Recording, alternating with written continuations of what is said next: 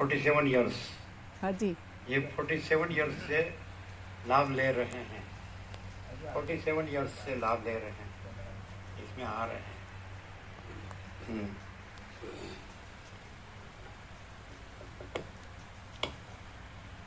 સર્વને જય પ્રભુ. જય પ્રભુ. ઓમ ઓમ ઓમ. ઓમ ઓમ ઓમ.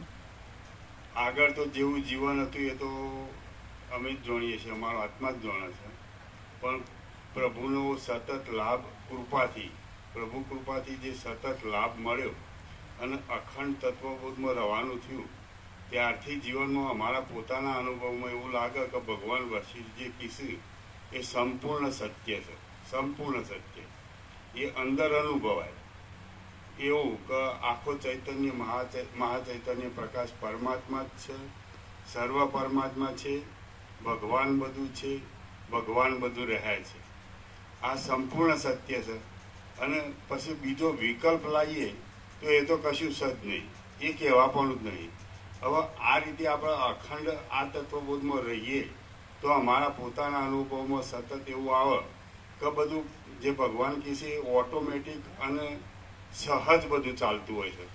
આપણે કશું વિચારવું પડતું નહીં, કે કશું પ્રયત્ન કરવો પડતો નથી, કે કશું જ ના કરવું પડે. એમ સહજ બધું ઓટોમેટિક, આખી વ્યવસ્થા બધી એ રીતે જ છે.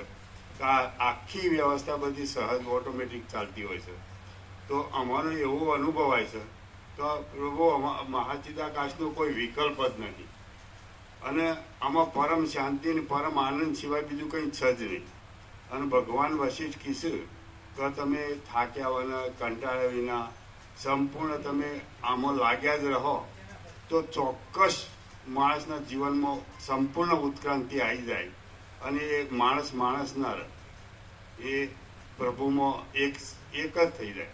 પ્રભુ એ જુદા ના રહે, એમ માણસ ના રહે, પ્રભુ જ રહે. હું બિલકુલ ના રહે, હું ઓગળી જાય, એ અલગ રહે જ નહીં. એવો અમારો સંપૂર્ણ અનુભવ છે.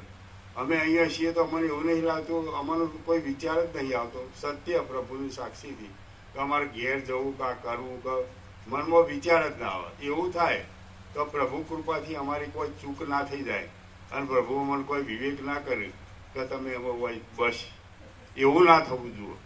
અમે હૃદયથી સંપૂર્ણ પ્રભુની પ્રાર્થના કરીએ કે પ્રભુ અમારો આમાંથી બિલકુલ અલગ ના કરો, બિલકુલ અલગ ના કરો. આપણામાં એક કરી દો, બીજું મારે કશું જોવું જ નહીં. પણ